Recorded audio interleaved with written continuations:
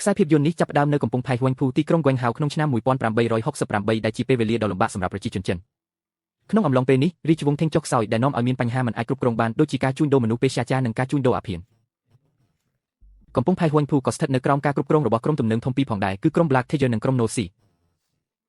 ក្រុម Black Tiger មិនត្រឹមតែគ្រប់គ្រងកំពង់ផែប៉ុណ្ណោះទេថែមទាំងជាម្ចាស់អាជីវកម្មធំដូចជាផ្ទះបនកន្លែងលេងល្បែងនិងតូបលក់អាភៀនផងដែរអាជីវកម្មទាំងនេះត្រូវបានគ្រប់គ្រងដោយកូនធរទាំង3របស់មេក្រុមនៅពេលនេះមេក្រុម Black Tiger គឺលោកគ្រូលីចង់ជ្រើសរើសទាហានថ្មីម្នាក់ដែលនឹងក្លាយជាកូនធរទី4របស់គាត់ផងដែរគាត់បានហៅសមាជិកវ័យក្មេងដ៏ក្លាហានជាច្រើនអ្នករបស់ក្រុម Black Tiger ដែលបាននៅជាមួយក្រុមជាង5ឆ្នាំមកហើយម្នាក់ក្នុងចំណោមពួកគេគឺវងហ្វីហឹងដែលត្រូវបានគេស្គាល់ថាជា Little Phi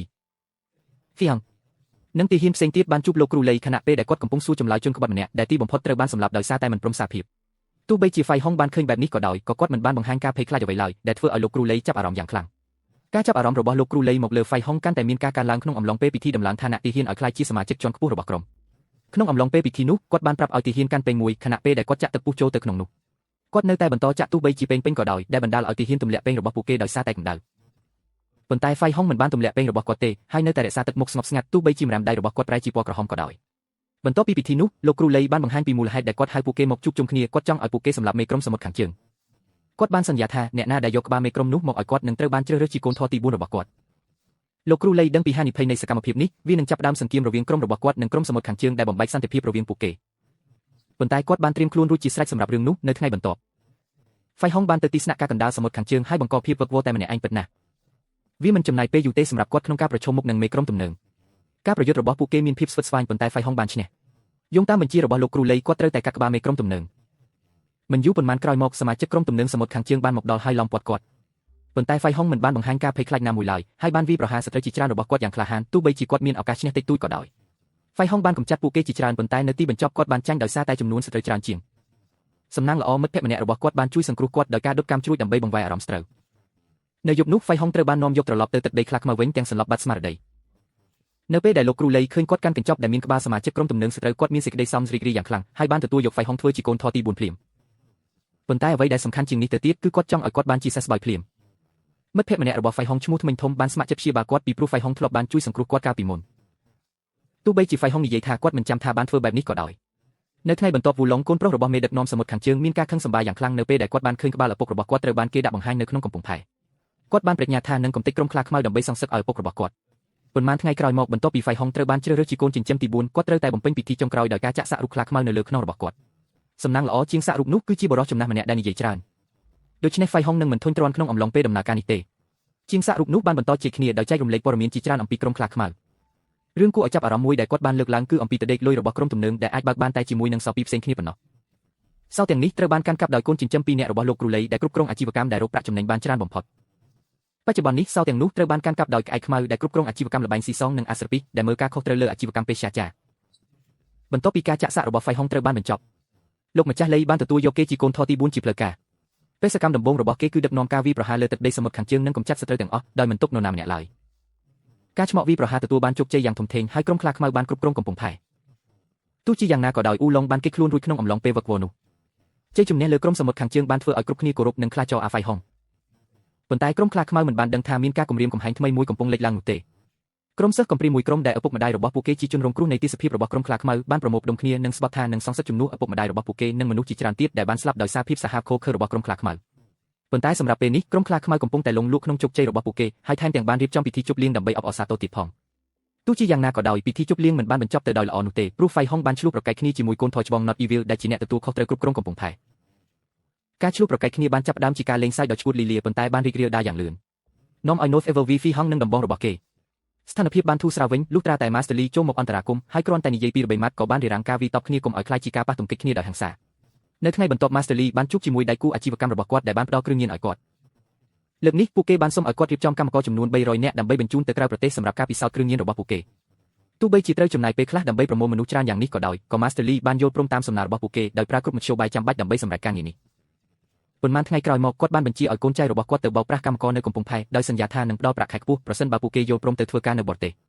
កម្មករក្រីក្រទាំងនោះមិនដឹងថាពួកគេត្រូវបានគេចាប់ខ្លួនយកទៅធ្វើការពិសោធន៍នោះទេពេលវេលាកន្លងផុតទៅហ្វីហុងបានចំណាយពេលកាន់តែច្រើនក្នុងការស្ទូចត្រីនិងដើរលេងជាមួយឈៀវហួរដែលជាស្រីពេទ្យហើយក៏ជាមិត្តភក្តិកាលពីកុមារភាពរបស់គាត់ផងដែរ ខណៈពេលដែលពួកគេនៅជាមួយគ្នាគាត់បានប្រាប់នាងយ៉ាងចម្លែកនៅរាល់អាថ៌កំបាំងរបស់ក្រុម Black Tiger រួមទាំងកន្លែងដែលពួកគេទុកលុយនិងតម្រូវការសោដើម្បីបើកបន្ទប់សម្ងាត់ផងដែរថ្ងៃបន្ទាប់សៀវហួរបានយកសម្លៀកបំពាក់ទៅឲ្យជាងកាត់ដេរហើយសុំឲ្យនាងជួសជុលវាប៉ុន្តែជាងកាត់ដេរនោះមិនមែនជាជាងកាត់ដេរពិតប្រាកដនោះទេនាងគឺជាមិត្តភក្តិកាលពីកុមារភាពម្នាក់ទៀតរបស់ Phai Hong ដែលមានឈ្មោះថាឈុនវាបានបង្ហាញថាអ្វីដែលលាក់នៅក្នុងសម្លៀកបំពាក់នោះគឺជាក្រដាសមួយសន្លឹកដែលមានព័ត៌មានអំពីសោដែលត្រូវការដើម្បីបើកឃ្លាំងលុយរបស់ក្រុមខ្លាខ្មៅដូច្នេះហេតុអ្វីបានជា Phai Hong ចែករំលែកការសម្ងាត់របស់ក្រុមខ្លាខ្មៅតើគាត់បានក្បត់ពួកគេមែនទេដើម្បីដឹងច្បាស់យើងត្រូវក្រឡេកមើលទៅអតីតកាលរបស់ Wang Phai Hong នៅក្នុងការរំលឹកឡើងវិញយើងបានដឹងថា Wang Phai Hong គឺជាកូនប្រុសរបស់គ្រូចាក់មជ្ឈវិទ្យាសាស្ត្រម្នាក់ដែលមានជំនាញក្បាច់គុនយ៉ាងពូកែផងដែរឪពុករបស់គាត់មិនត្រឹមតែព្យាបាលជំងឺប៉ុណ្ណោះទេប៉ុន្តែថែមទាំងបានមើលថែក្មេងកំព្រាដែលឪពុកម្ដាយរបស់ពួកគេបានស្លាប់ដោយសារតែភាពសាហាវឃោរឃៅរបស់ក្រុមខ្លាខ្មៅនិងក្រុមសមុទ្រខាងជើងទៀតផងកាលពីមុន Phai Hong មានមិត្តល្អ3នាក់គឺឈុនហួរនិងសៀវហួរដែលជានារីដែលគាត់ស្រឡាញ់តាំងពីពួកគេនៅក្មេងប៉ុន្តែថ្ងៃមួយសៀវហួរត្រូវបានសមាជិកក្រុមខ្លាខ្មៅចាប់ពង្រត់ហើយលក់ទៅឲ្យផ្ទះបនដោយអស់សង្ឃឹម Phai Hong បានសុំឲ្យឪពុករបស់គាត់ជួយសង្គ្រោះសៀវហួរ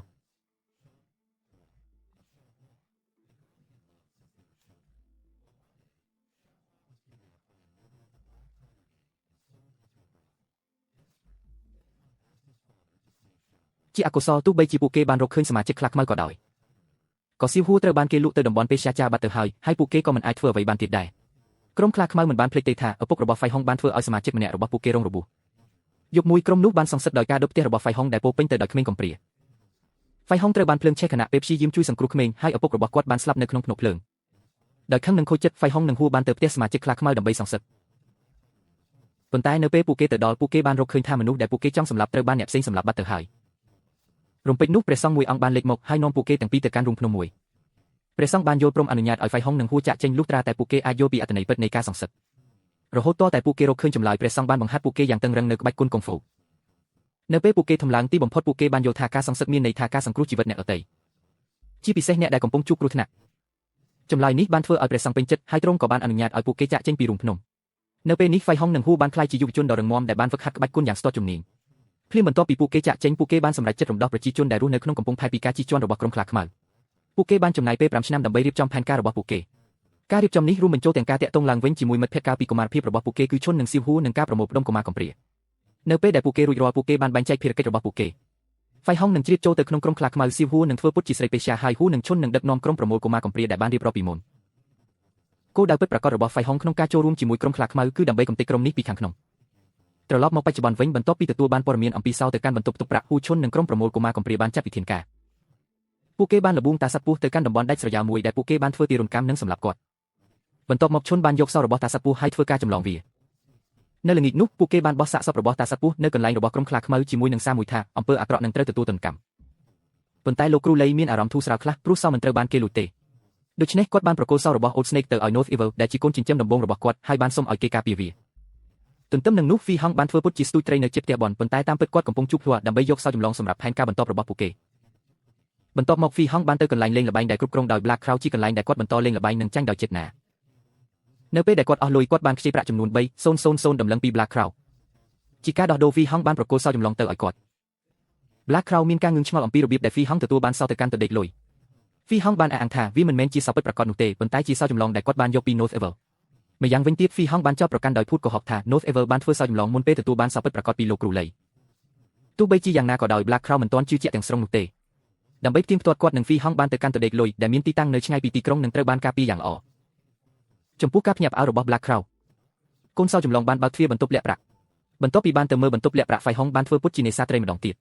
ដោយប្រើវាជាលេសដើម្បីប្រាប់ហួរអំពីទីតាំងបន្ទប់លាក់ប្រាក់និងជំហានបន្ទាប់របស់ពួកគេតែនោះគឺការសម្លាប់ក្អែកខ្មៅនៅថ្ងៃបន្ទាប់ឈុនបានយកឱកាសរបស់សៀវហួរមកប្រគល់ជុំវិញដែលមានលក្ខក្រដាសមួយសន្លឹកនៅខាងក្នុងជាមួយព័ត៌មានលម្អិតអំពីពេលវេលាដែលផែនការរបស់ពួកគេនឹងត្រូវអនុវត្តទន្ទឹមនឹងនោះ Phai Hong និងគ្រូលីបានទៅមើលការប្រមូលដាវរបស់លីពួកគេមានបំណងចាក់ចេញដោយគ្មានអង្គរៈដើម្បីលបួងអ៊ូឡុងនិងសមាជិកបកសមុទ្រខាងជើងដែលនៅសេសសល់ឲ្យចេញពីកន្លែងលាក់ខ្លួនផែនការរបស់ពួកគេបានជោគជ័យហើយមិនយូរប៉ុន្មានអ៊ូឡុងនិងបាក់ពួករបស់គេក៏បានបង្ហាញខ្លួនការប្រយុទ្ធគ្នាបានផ្ទុះឡើងភ្លាម Phai Hong បានប្រឈមមុខនឹងអ៊ូឡុងដែលបដិញ្ញាចិត្តថានឹងសម្លាប់គេខណៈពេលដែលគ្រូលីបានវីតបត់នឹងសមាជិកបាក់ពួកផ្សេងទៀតការប្រយុទ្ធគ្នារវាងអ៊ូឡុងនិង Phai Hong មានភាពស្វិតស្វាញដោយអ្នកទាំងពីរបានបង្ហាញជំនាញយ៉ាងខ្លាំងក្លាទោះជាយ៉ាងណាក៏ដោយនៅពេលដែលការប្រយុទ្ធបន្តទៅមុខ Phai Hong ចាប់ផ្ដើមមានប្រៀបជាងស្ថានភាពកាន់តែល្អប្រសើរឡើងសម្រាប់ Phai Hong នៅពេលដែលកម្លាំងជំនួយរបស់ខ្លាខ្មៅបានមកដល់ជាចុងក្រោយពីការប្រយុទ្ធគ្នាយ៉ាងស្វិតស្វាញនិងហត់នឿយ Phai Hong បានយកឈ្នះនិងសម្លាប់អ៊ូឡុងដោយគ្មានអ៊ូឡុងទៀតនោះគ្មាននរណាម្នាក់សេះសល់ដើម្បីប្រជែងជាមួយក្រុមខ្លាខ្មៅក្នុងការគ្រប់គ្រងកំពង់ផែឡើយប៉ុន្តែជ័យជំនះរបស់ពួកគេមានរយៈពេលខ្លីណាស់ ក្នុងពេលជាមួយគ្នានឹងការប្រយុទ្ធជាមួយអ៊ូឡុងក្រុមយុវជនកំព្រាបានអនុវត្តផែនការរបស់ពួកគេដោយការដុតបំផ្លាញហាងអាភៀននិងសម្លាប់ឆ្មាំនៅខ្លាំងប្រាក់បន្ទាប់មកឈុនបានលបួងគោលដៅចម្បងរបស់ពួកគេគឺក្អែកខ្មៅទៅកាន់កន្លែងស្ងាត់មួយនៅពេលដែលមេកៃលីបានឃើញភ្លើងឆេះនៅហាងអាភៀនគាត់ក៏បានបញ្ជាឲ្យហ្វៃហុងទៅស៊ើបអង្កេតជាបន្ទាន់ប៉ុន្តែជំនួសឲ្យការទៅកន្លែងភ្លើងឆេះហ្វៃហុងបានទៅរកឈុនដែលបានពាត់ចាប់ក្អែកខ្មៅរួចជាស្រេចពួកគេទាំងពីរបានរួមគ្នាសម្លាប់ក្អែកខ្មៅដោយធ្វើឲ្យវាហាក់ដូចជាស្នាដៃរបស់ក្រុមបិសាចជើងបេសកកម្មនេះស្ទើរតែទទួលបានជោគជ័យទាំងស្រុងលើកលែងតែហ៊ូដែលទទួលបន្ទុកដុតផ្ទះអាភៀនត្រូវបានជាប់គាំងនៅក្នុងផ្លូវលំមួយហើយត្រូវបានចាប់ខ្លួនដោយសមាជិកក្រុមខ្លាខ្មៅនៅពេលដែលហ្វៃហុងត្រឡប់ទៅរកមេកៃលីវិញគាត់មានការភ្ញាក់ផ្អើលយ៉ាងខ្លាំងដែលបានឃើញហ៊ូត្រូវបានគេចងនឹងធ្វើទារុណកម្មដើម្បីបង្ខំឲ្យប្រាប់ពីទីតាំងរបស់ក្រុមគាត់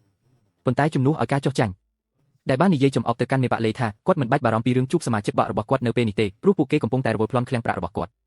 ហើយវាជាការពិតណាស់នៅពេលនោះបាក់ក្មេងកំព្រាកំពុងតែទម្លាយចូលឃ្លាំងប្រាក់ហើយចែករំលែកប្រាក់ទាំងអស់នោះទៅឲ្យប្រជាជនក្នុងតំបន់ជាធម្មតាមេប៉ាឡេខឹងសម្បាយយ៉ាងខ្លាំងនៅពេលដែលបានឮដំណឹងនេះគ្រប់យ៉ាងកើតឡើងលឿនពេករហូតធ្វើឲ្យគាត់សង្ស័យថាច្បាស់ជាមានជនក្បត់នៅក្នុងបកព្រោះតែឃ្លាំងប្រាក់ត្រូវបានលាក់នៅក្នុងទីតាំងសម្ងាត់បែបនេះមុនពេលដែលគាត់អាចរកវិធីដោះស្រាយបានគាត់ត្រូវស្រឡាំងកាំងនៅពេលដែលកូនចៅរបស់គាត់នាំយកសាកសពរបស់ក្អែកខ្មៅមក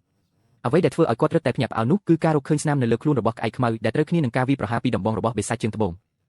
វាបានបង្ហាញថានៅពេលដែលហ្វៃហុងឌឺដងដាក់បេសាចជើងត្បូងនៅក្នុងពិធីជប់លៀងគឺគាត់មានបំណងឲ្យបេសាចជើងត្បូងវាគាត់ដើម្បីឲ្យគាត់អាចបង្កើតដំបងចម្លងរបស់បេសាចជើងត្បូងដែលមានស្នាមទាំងនោះការជិះចាប់ដែលហ្វៃហុងបានទ្រាំទ្រគឺពិតជាមានតម្លៃណាស់ឥឡូវនេះគ្រប់គ្នាសង្ស័យថាបេសាចជើងត្បូងជាអ្នកសម្លាប់ក្អែកខ្មៅជាពិសេសដោយសារតែពួកគេទាំងពីរមិនដែលត្រូវគ្នាដោយមានអារម្មណ៍ថាតច្រក North Evil បានទាញកាំបិទកាក់ហើយដាក់វានៅនឹងរបស់ហ៊ីវដោយទាមទារឲ្យហ៊ីវបង្ហាញឈ្មោះជនក្បត់ដែលគាត់កំពុងធ្វើការជាមួយ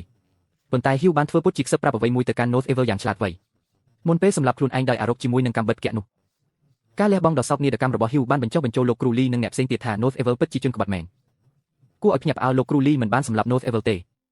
គាត់គ្រាន់តែទុកគាត់ចោលដែលធ្វើឲ្យហ្វីហុងខកចិត្តយ៉ាងខ្លាំងព្រោះគាត់សង្ឃឹមថាពួកគេនឹងសម្លាប់គ្នាទៅវិញទៅម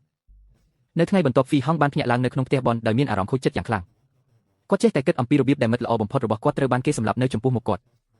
់ដោយឃើញភាពសោកស្ដាយរបស់គាត់ជាហោះបានព្យាយាមលួងលោមគាត់និងលើកទឹកចិត្តគាត់ឲ្យបន្តផ្ដោតលើការបញ្ចប់ផែនការរបស់គាត់ហ្វីហុងបានដឹងថានាងនិយាយត្រូវ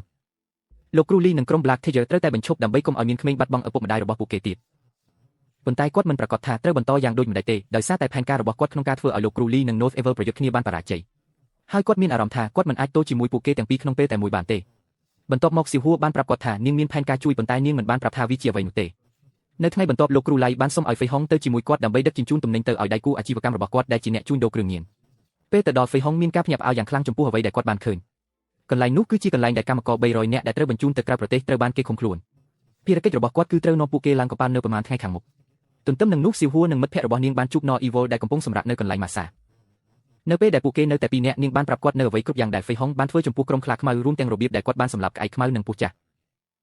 No Evil បានសង្ស័យរួចមកហើយថាហ្វេហុងជាជនក្បត់ហើយរឿងរបស់ស៊ីហួរបានបញ្ជាក់ពីការសង្ស័យរបស់គាត់ស៊ីហួរបានទម្លាយអាថ៌កំបាំងទាំងនេះដើម្បីទទួលបានការទុកចិត្តពី No Evil ដូច្នេះនាងអាចសម្លាប់គាត់នៅពេលដែលគាត់មិនប្រុងប្រយ័ត្នប៉ុន្តែជាអកុសល No Evil មិនងាយចាញ់បោកគេនោះទេផ្ទុយទៅវិញគាត់បានសម្លាប់ស៊ីហួរបន្ទាប់មកគាត់មិនអាចឲ្យមិត្តភ័ក្តិរបស់ស៊ីហួរចាក់ចេញបានទេបន្ទាប់ពីបានឃើញការសម្លាប់នេះពេលគាត់ចូលទៅជិតមិត្តភ័ក្តិហើយដោះមុខចេញគាត់ឃើញថាវាគឺជាឈុនដោយមិនស្ទាក់ស្ទើរឈុនបានអារក No Evil យ៉ាងលឿនដោយកាំបិតហើយរត់គេចខ្លួនទៅជួបជាមួយហ្វៃហុងឥឡូវនេះសមិទ្ធពីរនាក់របស់ហ្វៃហុងបានស្លាប់នៅក្នុងបេសកកម្មនេះឈរនៅមុខភ្នូររបស់ហួរនិងស៊ីហួរហ្វៃហុងបាននិយាយទៅកាន់ក្រុមដែលនៅសល់ថាវាដល់ពេលសម្រាប់បដិវត្តហើយគាត់បានជំរុញឲ្យពួកគេរួបរวมជាមួយប្រជាពលរដ្ឋដើម្បីប្រយុទ្ធប្រឆាំងនឹងក្រុមខ្លាខ្មៅជាមួយនឹងការសម្រេចចិត្តនោះពួកគេចាប់ផ្ដើមប្រមូលកម្លាំងដោយអញ្ជើញប្រជាពលរដ្ឋទាំងអស់ឲ្យចូលរួមជាមួយពួកគេក្នុងការប្រយុទ្ធប្រឆាំងនឹងខ្លាខ្មៅពួកគេក៏បានប្រាប់ប្រជាជនពីរបៀបដែលក្រុមនេះបានចាប់កម្មករ300នាក់ហ្វៃហុងថែមទាំងបានបង្វឹកប្រជាពលរដ្ឋពីក្បាច់គុណកុងហ្វូហើយបន្ទាប់មកបានដោះលែងកម្មករទាំង300នាក់ដែលត្រូវបានចាប់ខ្លួនទន្ទឹមនឹងនេះលោកគ្រូឡៃបានរកឃើញថាហ្វៃហុងគឺជាជនក្បត់ដែលគាត់កំពុងស្វែងរកគាត់បានប្រកាសការប្រកួតដោយសន្យាថាអ្នកណាដែលយកក្បាលហ្វៃហុងមកឲ្យគាត់នឹងត្រូវបានយកធ្វើជាកូនតែមួយគត់របស់គាត់ទោះបីជាហ្វៃហុងបានរត់គេចខ្លួនឆ្ងាយពីទឹកដីរបស់ក្រុមខ្លាខ្មៅក៏ដោយទីបំផុតគាត់ត្រូវបានគេរកឃើញដោយសារតែមានមនុស្សជាច្រើនកំពុងតាមប្រមាញ់គាត់ប៉ុន្តែមានរឿងល្អមួយខណៈពេលកំពុងរត់គេចពីហ្វូងមនុស្សគាត់បានជួបក្មេងធំដែលបានសម្រេចចិត្តជួយគាត់បន្ទាប់ពីដឹងថាហ្វេហុងគឺជាអ្នកចេះក្បាច់គុណដ៏ពូកែម្នាក់មួយរយៈក្រោយមកក្រុមខ្លាខ្មៅនៅតែរកហ្វេហុងមិនឃើញបន្ទាប់មកថ្ងៃមួយពួកគេបានឃើញគាត់ដើរសម្ដៅមកមូលដ្ឋានរបស់ពួកគេជាមួយនឹងក្រុមក្មេងកំព្រាប្រជាជននិងកម្មករ300នាក់ដែលគាត់បានជួយសង្គ្រោះហ្វូងមនុស្សមានចំនួនច្រើនល្មមអាចកំទេចក្រុមខ្លាខ្មៅបានប៉ុន្តែហ្វេហុងមិនចង់ឲ្យមានការបង្ហូរឈាមឡើយផ្ទុយទៅវិញគាត់បានបបួលលោកគ្រូឡៃប្រកួតគ្នាតែលោកគ្រូឡៃបានយល់ព្រមយ៉ាងលឿនហ្វេហុងបានចូលទៅក្នុងសង្វៀនប្រកួតដែលជាទីស្នាក់ការកណ្ដាលរបស់ក្រុមខ្លាខ្មៅមុនពេលការប្រកួតចាប់ផ្ដើមគាត់បានដុតកន្លែងនោះដោយគិតថាប្រសិនបើគាត់ចាញ់លោកគ្រូឡៃក៏មិនអាចរត់រួចដែរដើម្បីធានាថាអ្នកផ្សេងទៀតអាចរស់នៅដោយសន្តិភាពដោយគ្មានក្រុមខ្លាខ្មៅការប្រកួតបានធ្វើឡើងនៅកណ្ដាលសង្វៀនដែលកំពុងឆេះ ជំនាញប្រយុទ្ធរបស់ពួកគេគឺស៊ីសងគ្នាប៉ុន្តែដោយសារអាយុរបស់លោកគ្រូឡៃធ្វើឲ្យគាត់ចាញ់បន្ទាប់ពីរងការវាយប្រហារជាបន្តពីហ្វេហុងគាត់ក៏បានធ្លាក់ពីលើដំបូលហ្វេហុងបានចាប់ដៃគាត់ជាប់ហើយថែមទាំងព្យាយាមជួយសង្គ្រោះគាត់ទៀតផងប៉ុន្តែភាពអំនួតរបស់លោកគ្រូឡៃមិនអនុញ្ញាតឲ្យគាត់ទទួលយកជំនួយពីហ្វេហុងឡើយគាត់បានលែងដៃរបស់ហ្វេហុងដោយជ្រើសរើសស្លាប់ក្នុងភ្លើងជាជាងរស់នៅទាំងអាម៉ាស់នៅខាងក្រៅសមាជិកដែលនៅសេសសល់របស់ក្មេងទំនើងខ្លាខ្មៅបានសម្រេចចិត្តដកថយដោយដឹងថាមេដឹកនាំរបស់ពួកគេមិនអាចរស់រានមានជីវិតពីភ្លើងបានទេនៅចុងបញ្ចប់នៃខ្សែភាពយន្តកំពង់ផែហួងពូគឺមានសុវត្ថិភាពទាំងស្រុងនិងរួចផុតពីការជិះជាន់នៅក្នុងពេលវេលានៃសន្តិភាពនេះហ្វេហុងត្រូវបានគេឃើញបើកសាលាកុងហ្វូថ្មីមួយខណៈពេលដែលបន្តការពារទីក្រុងដូច្នេះសារអប់រំនៃរឿងនេះគឺប្រសិនបើអ្នកនឹងជួយសង្គ្រោះពិភពលោកដោយការចូលរួមជាមួយក្រុមទំនើងគ្រាន់តែចាំថាកុំទុកចិត្តជាងសាក់ដែលនិយាយច្រើនពេក